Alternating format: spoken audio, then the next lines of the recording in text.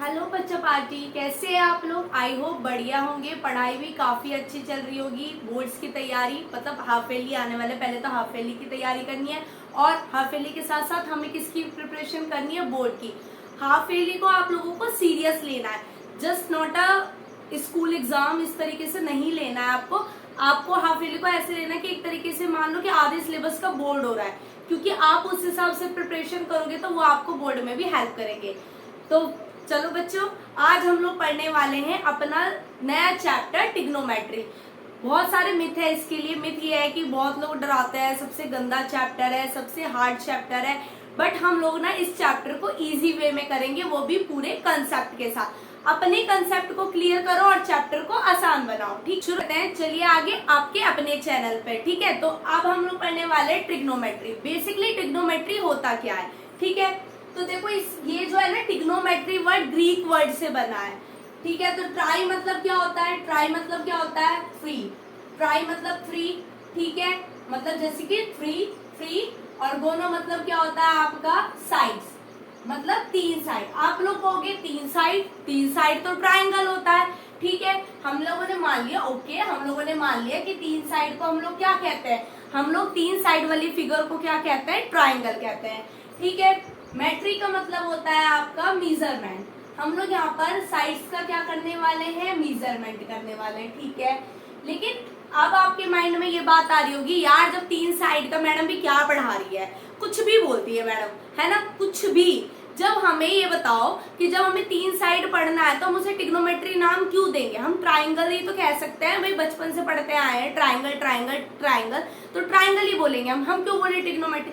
तो बेटा ट्राइंगल्स और ट्रिग्नोमेट्री में ये फर्क होता है, क्योंकि ट्रिग्नोमेट्री जो होता है ना, वो एक रिश्ता होता है, एक रिलेशन होता है। रिलेशन किसका होता है, relationship between sides and angle of triangle.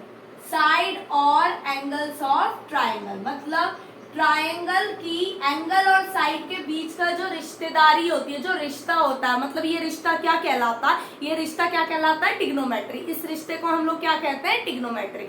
I hope आप लोगों को ये बात समझ में आ गई होगी कि ट्रिग्नोमेट्री क्यों यूज करनी है। ट्रिग्नोमेट्री हमें ट्राइंगल की साइड और एंगल की रिश्तेदारी बताती है। ठीक है, रिश्ता बताती है। आ गई इतनी बात समझ में, हो गया क्लियर। ठीक है, अब क्या करते हैं, अब हम लोग बताते हैं, जैसे कि आपने ट्राइंगल्स में देखो, बेसिकली यहाँ पे कंसेप्ट क्या लगने वाला है। यहाँ पे कंसेप्ट जो पहली एक्सरसाइज है वो आपको उन एंगल्स का रिलेशन बताती है, मतलब साइड्स और एंगल का रिलेशन बताती है, जिसमें आप पाइथागोरस थ्योरम अप्लाई करते हो। ठीक है, तो बेसिकली जो फर्स्ट एक्सरसाइज के क्वेश्चन है वो किस पर बेस्ड होते हैं, आपके रेशियोज पे। किस पर बेस है, ट्रिग्नोमेट्रिक रेशियो पे, ट्रिग्नोमेट्रिक रेशियो पर। ठीक है, उसके बाद वो किस पर बेस है, और पाइथागोरस थ्योरम के ऊपर। और किस पे बेस है, पाइथागोरस थ्योरम के ऊपर। ठीक है, आगे बात समझ में, ओके, समझ आ गया इतना। अब ये ट्राइंगल है, इसको मैं नाम दे देती हूँ। मैंने नाम दिया यहाँ पे ABC। मुझको ये पता है कि जिस पे हमारी फिगर खड़ी होती है वो क्या होता है, हमारा बेस। तो ये क्या हो गया, हमारा बेस। ये हमारा क्या हो गया, परपेंडिकुलर। ठीक है, और ये हो गया हमारा हाइपोटेनियस। नॉर्मल हमें ट्राइंगल में पढ़ना है। नॉर्मल ट्राइंगल में ये हमारा बेस होता है जिसपे फिगर खड़ी है, ये हमारा परपेंडिकुलर है, और ये हमारा क्या है, हाइपोटेनियस। ठीक है, लेकिन यहाँ पर जो कंसेप्ट को पकड़ना है, जो कंसेप्ट पकड़ना है वो है एंगल्स की। देखो, अगर बेटा मैं साइन सी की बात करूं, मुझे मान लो सी एंगल से वैल्यू निकालनी है, सी एंगल से वैल्यू फाइंड करनी है, तो उस हिसाब से तो मेरा बेस यही होगा। अगर मुझे सी एंगल से बात करना है, सी एंगल से मुझे फाइंड करना है, तो बेटा मेरा बेस यही होगा, मेरा परपेंडिकुलर भी यही होगा। लेकिन अगर मैं एंगल ए की बात करूं, एंगल ए की बात करूं, अगर मुझे एंगल ए के रेस्पेक्ट्स में वैल्यू निकालनी है, तब क्या होगा, तब भाई जज्बात बदल जाते हैं। जब आपका पोजीशन बदल गई तो आपके जज्बात भी बदल जाएंगे। आपका ए बदल चुका है तो आपके जज्बात, सी से क्या एंगल आ गया, ए, तो अब जज्बात क्या बदले हैं, जज्बात ये बदले हैं कि मुझे जो है ना ए की वैल्यू फाइंड करनी है। तो जिस भी एंगल की मुझे वैल्यू फाइंड करनी है उसके सामने वाला क्या बन जाता है, परपेंडिकुलर। ठीक है, ये मेरा परपेंडिकुलर बन गया। सबको पता है लॉन्गेस्ट साइड हाइपोटेनियस ही रहती है, चाहे आंधी आए तूफान आए, मैं पत्थर की लकीर हूं, मैं हाइपोटेनियस हूं, कहता है भाई धड़ल्ले से। ठीक है, तो ये आपका क्या आ चुका है, परपेंडिकुलर। अब जो ये क्या बन जाएगा आपका बेस। अब बेस ही तो रहता है, ये क्या बन जाएगा, बेस।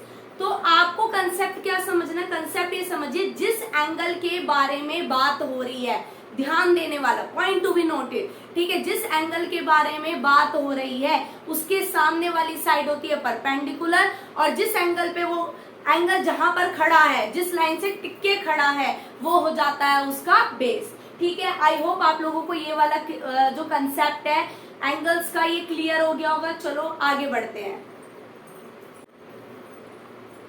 अब हम लोग यहाँ पे ट्रिग्नोमेट्रिक के रेशियोज पढ़ने वाले हैं। रेशियो क्या होता है, रेशियोज आता है आपका साइन, कॉस, टेन, ठीक है, उसके बाद आप कॉट, कॉसेक और कॉसेक। ठीक है, ये होते हैं आपके ट्रिग्नोमेट्रिक रेशियोज, जिन्हें आप कहते हो, इन्हें क्या कहा जाता है, ट्रिग्नोमेट्रिक रेशियोज।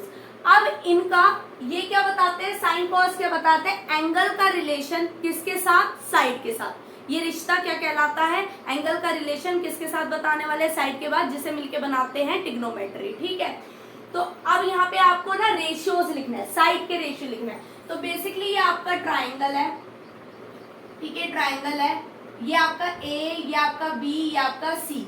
तो आपका जो अब यहाँ पे हमें रेशियो बनाना है। ठीक है, रेशियो देखो, परपेंडिकुलर, बेस, हाइपोटेनियस, फिर हाइपोटेनियस, हाइपोटेनियस, बेस। तो इसको बच्चे ना कई तरीके से याद करते हैं। तो हमारे टीचर ने हमें ये याद कराया था इस वाले रेशियो से, पंडित भद्री प्रसाद हर हर बोले। ठीक है, क्या बताया था, पंडित भद्री प्रसाद हर हर बोले। ठीक है, ये हम लोगों को हमारे टीचर ने याद कराया था, और आगे लिख दिया था सोना चांदी तोले। ठीक है, फिर हम लोग थे ना उस टाइम पे देशभक्त वाले, और पाकिस्तान हमारा राइवल है, और हम हिंदुस्तान के प्यारे बच्चे हैं। ठीक है, उस टाइम बचपना था और हमें पता नहीं था, तो हम लोगों ने याद करा था, पाकिस्तान भूखा प्यासा, हिंदुस्तान हरा भरा, पाकिस्तान भूखा प्यासा, हिंदुस्तान हरा भरा। ठीक है, तो इस तरीके से हम लोगों ने, देशभक्त वालों ने, हम लोगों ने ऐसे याद करा था। लेकिन आज बच्चे कैसे याद कर सकते हैं, देखो जनरेशन जैन जी का टाइम चल रहा है, तो आप कहोगे पापा बीड़ी पियोगे, हाँ हाँ बेटा, पापा बीड़ी पियोगे, हाँ हाँ बेटा। तो ये तीन शॉर्ट ट्रिक्स हैं, जो तीनों में से आपको जो भी अच्छी लगे, जो आपको पसंद आए, उस तरीके से आप याद कर लीजिए। ठीक है, याद करने के बाद, उसके बाद अगर आपको कोई नया क्रिएटिव है माइंड आपका, और आप कोई नया फॉर्मेशन कर सकते हैं, तो उस तरीके से याद कर लीजिए।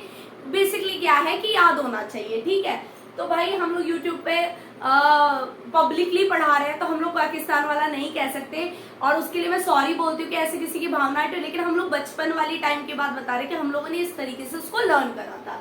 ठीक है, उसके बाद आप तो हम लोग क्या करते हैं, बद्री प्रसाद से ही पढ़ते हैं, क्योंकि जैन जी वाली भी नहीं कर सकते, अरे मैडम तो बीड़ी पीना सिखा रही है। ठीक है, लेकिन आपको तीनों में से जो भी आपको व्हाटएवर अच्छा लगे आप वो याद कर लेना।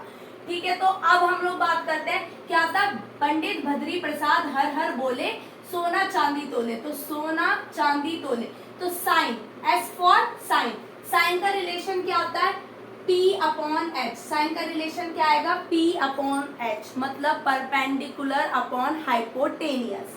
ठीक है, कॉस का रिलेशन क्या आएगा, बेस अपॉन में एच। क्या आएगा, बेस अपॉन में एच, मतलब बेस अपॉन हाइपोटेनियस। टेन का फॉर्मूला क्या आएगा, टेन का फॉर्मूला आता है आपका क्या बोलते हैं, परपेंडिकुलर अपॉन बेस। क्या आता है, परपेंडिकुलर अपॉन में बेस। कॉट का क्या हो जाएगा, बेस अपॉन परपेंडिकुलर। सेक का क्या हो जाएगा, हाइपोटेनियस अपॉन बेस। ठीक है, कॉसेक का क्या हो जाएगा, कॉसेक का हो जाएगा हाइपोटेनियस अपॉन परपेंडिकुलर। ठीक है, तो ये सारे रेशियो हमने इसको याद करके, इसकी मीम्स बनाकर हमने इसको याद करके उसको कर लिया है। ठीक है, अब आप एक चीज नोटिस करो बच्चा, एक चीज नोटिस करो, देखो tan का है परपेंडिकुलर बेस, और कॉट का क्या हो गया, बेस अपॉन परपेंडिकुलर। तो ये इसका क्या है, रेसिप्रोकल, ये इसका क्या है, reciprocal. That means tan is equal equals to 1 upon cot, tan is equals to 1 upon cot, ठीक है। उसके बाद क्या आता है, cos का उल्टा देखो क्या बन जाएगा, sec, तो cos is equals to 1 upon sec, ठीक है। उसके बाद आपका sin का उल्टा बन जाएगा cosec, तो sin is equals to 1 upon cosec। I hope आप लोगों को इतना समझ आ गया होगा, इतना आप लोगों को क्लियर हो गया होगा, ठीक है, बहुत अच्छे से क्लियर हो गया होगा आपको। अच्छा, यहाँ पर ना जब हमें ए सी बी मतलब हमें नहीं दिया होता है एंगल, तब हम यहाँ पे एक एंगल की टर्म यूज करते हैं जिसको बोलते हैं हम थीटा। क्या बोलते हैं इसको, थीटा, ठीक है। कैसे बनाते हैं, एक सर्कल और उसमें ऊपर इस तरीके से बनाते हैं, ये हमारा होता है थीटा। थीटा क्या होता है, एनी एंगल, मतलब किसी भी एंगल की हम लोग क्या कर रहे हैं, बातचीत कर रहे हैं, तो उसको हमने पर्टिकुलर नाम दे दिया थीटा। क्या पर्टिकुलर नाम दिया, थीटा। ये भी ग्रीक वर्ड से आया है, ठीक है, ग्रीक वर्ड से ट्रिग्नोमेट्री बनी है, तो ग्रीक वर्ड से ही क्या आया, थीटा। इसको हम क्या बोलते हैं, एनी एंगल।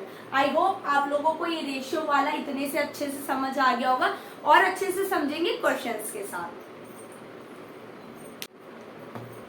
तो चलिए अपने कंसेप्ट को बढ़ाते हुए हम लोग अपना फर्स्ट क्वेश्चन करते हैं। फर्स्ट क्वेश्चन में ये कह रहा है साइन ए की वैल्यू आपको दी है 3/4, ठीक है। साइन ए की वैल्यू क्या दी है आपको, 3/4। तो देखो बच्चा, साइन ए बेसिकली क्या होता है, साइन ए होता है परपेंडिकुलर अपॉन हाइपोटेनियस। आप इसको साइड में लिख लो, क्या बोलते हैं, पंडित भद्री प्रसाद हर हर बोले, या फिर पापा बीड़ी पियोगे, हाँ हाँ बेटा, ठीक है। इस तरीके से हम इस रेशियोस को याद कर लेंगे। तो साइन क्या था मेरा, परपेंडिकुलर अपॉन में हाइपोटेनियस। अब मुझे ना बाकी के अदर ट्रिग्नोमेट्री रेशियो निकालने हैं, कॉस, टैन, कॉट, सेक, कॉसेक, ये सब की वैल्यू निकालनी है। अब इनकी वैल्यू के लिए मुझे किसकी रिक्वायरमेंट है, बेस की।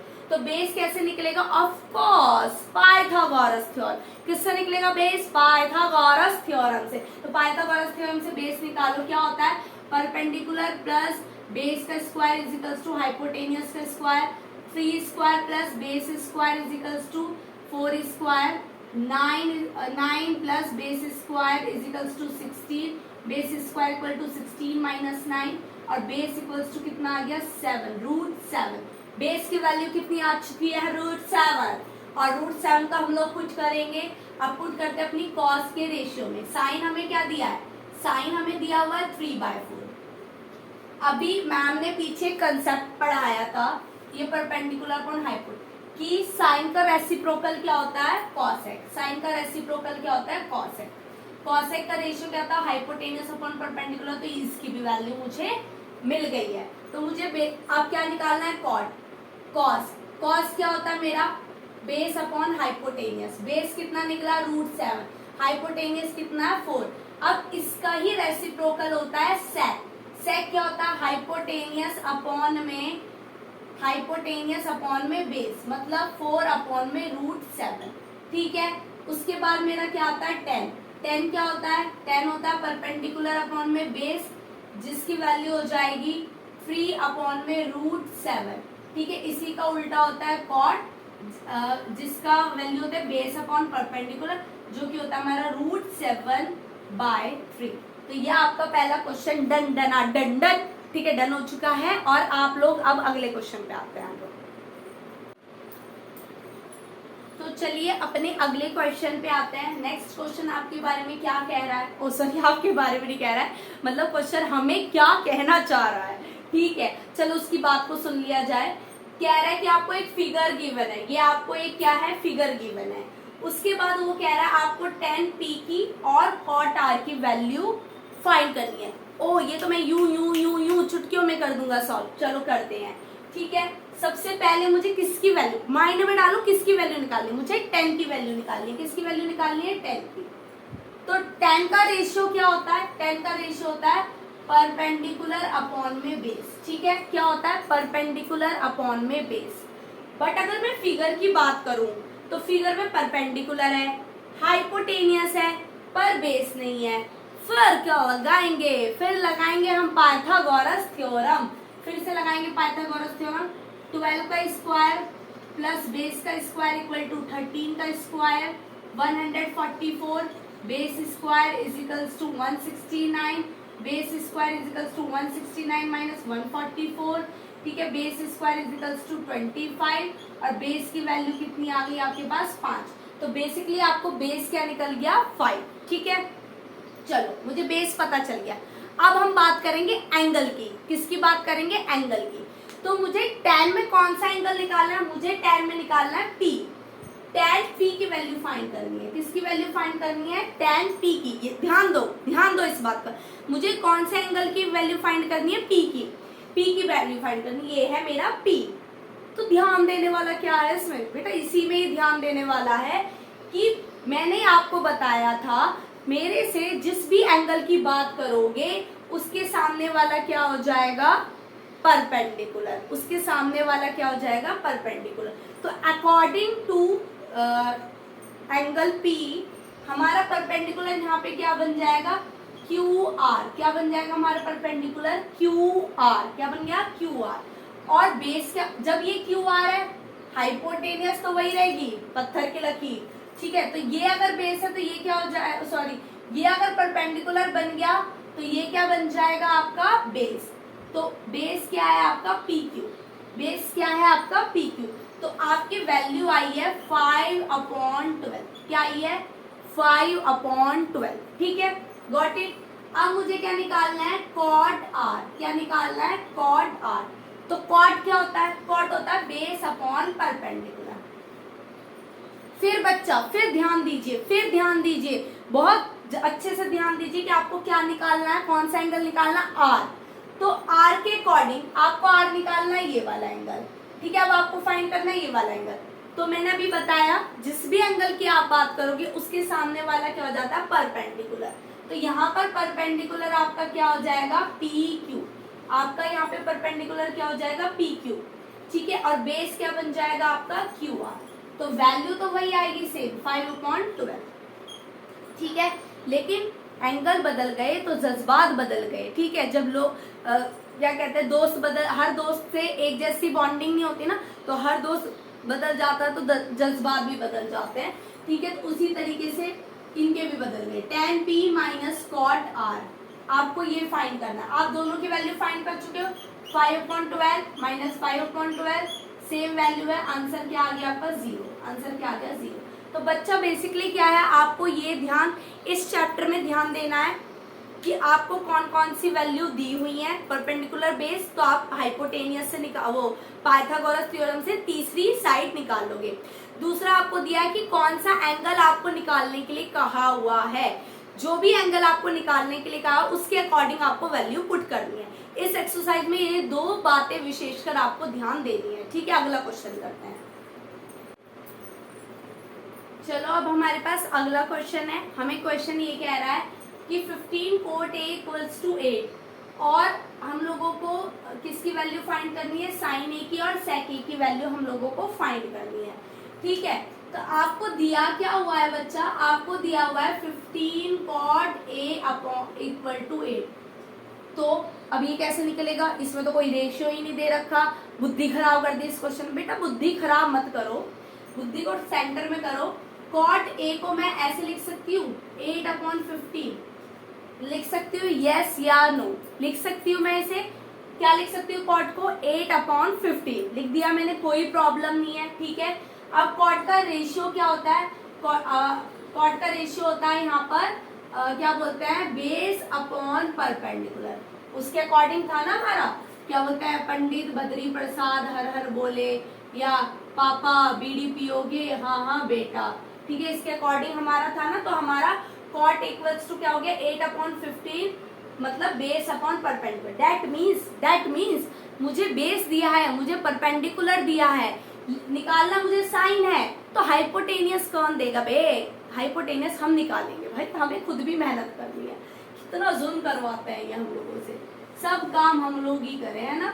जैसे बच्चों से कहते हैं ना घर में कि जा एक गिलास, क्या यार सारा काम मैं ही करूं क्या? ऐसी एक अब आप कह सकते हो क्वेश्चन से कि क्या यार सारा क्वेश्चन मैं ही निकालूं क्या? सब चीज मैं ही निकालूं, कुछ खुद नहीं दे सकता। तो बेस क्या है मेरे पास? 8, परपेंडिकुलर है मेरे पास 15। हाइपोटेनियस कहते हैं perpendicular square base square equal to hypotenuse square. तो परपेंडिकुलर कितना है? 15 का स्क्वायर। बेस क्या है? 8 का स्क्वायर और हाइपोटेनियस निकालनी है 225। 64 h स्क्वायर, तो कितना आ गया 289 h स्क्वायर, h की वैल्यू आ गई आपके पास 17, कितनी आ गई हाइपोटेनियस 17, तो आपकी हाइपोटेनियस कितनी निकल गई 17। मार दो क्वेश्चन के चाटा, बताओ इसे ऐसे कैसे सोच रहा है, हम इसके बिना कुछ नहीं कर सकते, अरे हम सब कुछ कर सकते हैं, ठीक है, हम लोग आज की जनरेशन के बच्चे हम लोग सब कर सकते हैं। तो साइन ए इजिकल्स टू क्या होता है, बेसिकली साइन होता है परपेंडिकुलर अपॉन हाइपोटेनियस, परपेंडिकुलर है मेरे पास 15, हाइपोटेनियस है 17, निकाल दिया। सेक बोलो, सेक बोलो, सेक बोलो, जल्दी जल्दी सेक बोलो। सेक है आपका हाइपोटेनियस अपॉन में बेस, तो हाइपोटेनियस कितना है 17 और बेस कितना है 8। तो इस तरीके से हमने इस क्वेश्चन को भी कर दिया खलास, ठीक है। अगला क्वेश्चन आते हैं, तो चलो अपना आगे अगला क्वेश्चन करते हैं। अगला क्वेश्चन कह रहा है कि ए और बी एक्यूट एंगल है, दैट मीन्स 90 डिग्री से छोटे हैं, such that cos A cos B के बराबर है, और आपको प्रूव करना है ए और बी, ठीक है। जो लीजेंड्स आएंगे, लीजेंड्स क्या करेंगे, ओ ये तो बहुत आसान क्वेश्चन है, कॉस ए कॉस बी के बराबर है, कॉस से कॉस कट जाएगा और ए किसके बराबर आएगा, बी के बराबर। फिर वो पेपर में ऐसे करके आएंगे और उनकी टीचर नंबर डिटेक्ट कर लेंगी, फिर वो टीचरों को गाली बकते हैं कि हमने तो सही करा था, पता नहीं नंबर नहीं देती हमारी मैडम, कहाँ नंबर काट लेती, ऐसी हैं और वैसी हैं, ठीक है। तो बच्चा एक्चुअली क्या है, आप लोग लीजेंड्स हो, टीचर लीजेंड्स नहीं है, टीचर को वही पुराना घिसा पिटाई आता है, मतलब उनको नॉलेज कम है, आप लोगों को नॉलेज एक्स्ट्रा ऑर्डिनरी नॉलेज है, तो उनके घिसे पिटे तरीके से ही समझते हैं, ठीक है। बेसिकली मजाक है, तुम लोगों का जो ये कंसेप्ट होता है ना ऐसे काटने वाला, ये मैथमेटिकली रॉन्ग है, ठीक है। कैसे करते हैं इस क्वेश्चन को वो समझो, ध्यान से समझो। और आपके पास एक ट्राइंगल है, ए और बी एक्यूट है, तो 90 तो होंगे नहीं, इसको ए मान लो, इसको बी मान लो, तो यहाँ पे सी है, इतना आप लोगों को समझ में आ गया। गिवन क्या है, गिवन है आपके पास cos A equal to cos B, ये आपको गिवन है, ठीक है। क्या होता है ये, परपेंडिकुलर अपॉन हाइपोटेनियस, ठीक है, ये होता है बेस अपॉन हाइपोटेनियस। cos क्या होता है, बेस अपॉन हाइपोटेनियस। कैसे याद करा हमने, रेशो से याद करा है, पापा बीड़ी पियोगे, हाँ हाँ बेटा, नेकी और पूछ पूछ, है ना। तो cos A cos B के होता है जिसका रेशियो होता है बेस अपॉन हाइपोटेनियस।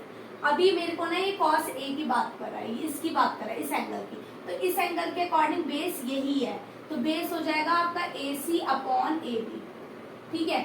अब ये बात कर रहा है cos B की, तो जिसको एंगल टच करता है वो बेस होता है, तो ये आपकी बार बेस है BC अपॉन AB। तो देखो AB और AB सेम है, हमने AB को कट कर दिया, क्या आ गया AC इक्वल टू BC।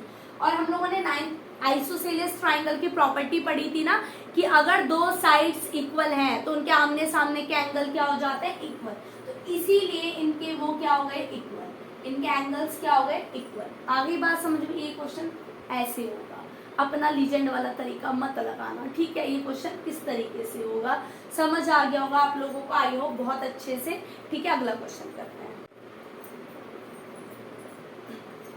देखो अब ये लास्ट क्वेश्चन है, ठीक है, इस एक्सरसाइज का 8.1 का, इस कंसेप्ट का। कल को नया कंसेप्ट पढ़ेंगे और रहते हैं इसमें एक दो क्वेश्चंस और रहते हैं, उनको आप लोग खुद ही प्रैक्टिस करना, ठीक है। मैंने जो बेसिक, बेटा क्या होता है मैथ में, मैथ ना इज नॉट अ कि आपको एक ही क्वेश्चन कराया जाए। अब आप 10th क्लास में आ चुके हो, 10th स्टैंडर्ड में हो, तो प्लीज अपने आप ही पेन को घुमाने की कोशिश किया करो, मतलब अपना दिमाग यूज किया करो, खुद से क्वेश्चन अटेम्प्ट करने की कोशिश।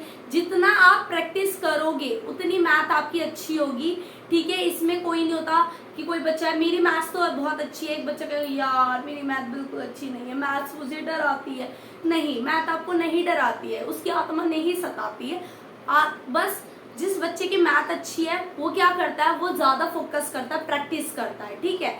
और आप लोग प्रैक्टिस नहीं करते हैं, जो भी आप पढ़ते हो उसको प्रैक्टिस करो, ठीक है। जो भी आप लोगों ने पढ़ा उसको आपने क्या करना है, प्रैक्टिस करना है। जितना आप प्रैक्टिस करोगे, जितना खुद से प्रैक्टिस करोगे और कंसेप्ट को समझोगे, पहले क्या है, पहला कंसेप्ट समझ लिया, अच्छा इसमें सिर्फ इस बारे में बात हुई, उससे रिलेटेड अपने क्वेश्चंस को सॉल्व करो, खुद से अटेम्प्ट करो, ठीक है। जितना प्रैक्टिस करोगे उतना ही आप निखर जाओगे।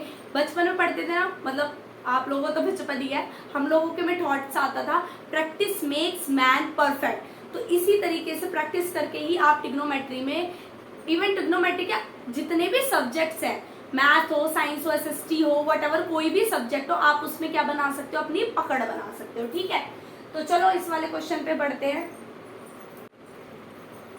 तो मेरे पास क्वेश्चन है बी और क्यू एक्यूट एंगल है, बी और क्यू एक्यूट एंगल है। तो देखो मैंने यहाँ पर दो ट्राइंगल्स ड्रॉ कर दिए, उसमें दो ट्राइंगल नहीं थे, एक ही था, यहाँ पे दो ट्राइंगल्स ड्रॉ होंगे।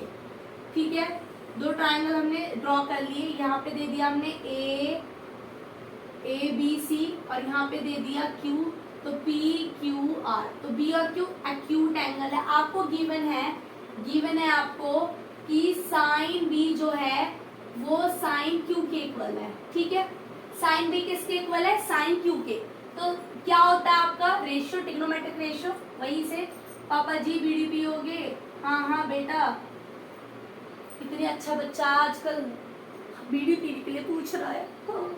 देखो पंडित बद्री प्रसाद हरर बोले, ऐसे याद कर लो, जैन जी बनने की ज्यादा जरूरत नहीं है। साइन बी साइन क्यू के इक्वल है, that means perpendicular upon hypotenuse. Ratio बताओ, परपेंडिकुलर यहाँ पे हो जाएगा आपका AC, हाइपोटेनियस हो गई AB। ठीक है, तो यहाँ पर बताओ TR अपॉन में क्या लिख सकते हैं हम, PQ। ठीक है, ये लिख दिया, इतना हो गया। ओके, अब मैं ना इसको रिवर्स कर देती हूँ, मैं यहाँ पर इनको ऐसे रिवर्स कर सकती हूँ, AC अपॉन PR और यहाँ हो जाएगा AB अपॉन PQ। ठीक है, तो देखो इस ट्राइंगल पर इस ट्राइंगल के जो दो साइड के रेशियो है वो बराबर आ चुके हैं। तो डेट मीन्स अगर मैं इन दो ट्राइंगल को क्या कर दूं, सिमिलर प्रूव कर दूं, दोनों ट्राइंगल को क्या प्रूव कर दूं, सिमिलर प्रूव कर दूं, तो मेरा जो एंगल्स है वो आपस में क्या आ जाएंगे, इक्वल आ जाएंगे। तो सिमिलर करने के लिए मुझे या तो एक एंगल की रिक्वायरमेंट है या फिर एक तीसरे साइड के रेशियो की रिक्वायरमेंट है। तो भाई एंगल तो हम फाइंड नहीं कर सकते, वीवर्स है हम लोग क्या फाइंड करेंगे, हम लोग तीसरे साइड का रेशियो। दैट मीन्स हमें क्या निकालना है, हमें निकालना है, आपके पास AC है, आपके पास पाइथागोरस, आपके पास ये बेस नहीं है, तो BC अपॉन में RQ। क्या निकालना आपने, BC अपॉन में RQ। दैट मीन्स आपको किसकी वैल्यू फाइंड करनी है, BC अपॉन RQ।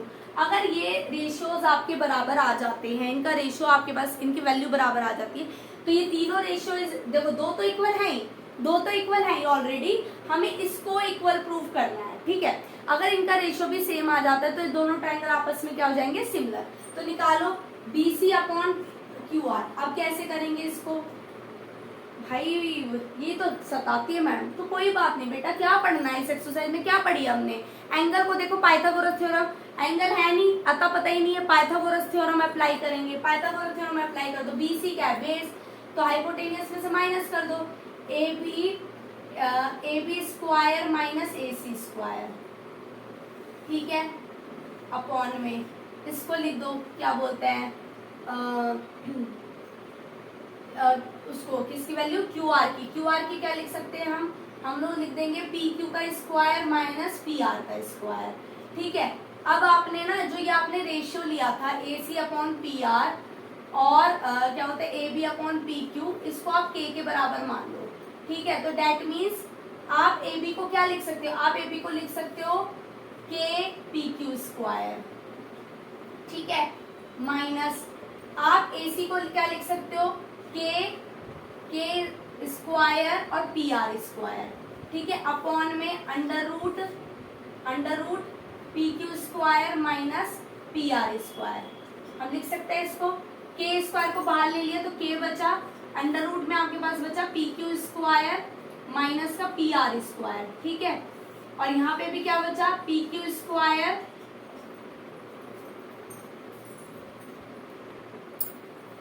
यहाँ पे बचा, यहाँ पे ये तो है, बचा ही क्या, पहले से ही था PQ square minus PR square. ठीक है, तो इससे ये कैंसिल आउट हो गया और इसका रेशियो भी किसके इक्वल आ गया, K के इक्वल। दैट मीन्स ये तीनों वैल्यू किसके इक्वल आ गई, K की वैल्यू।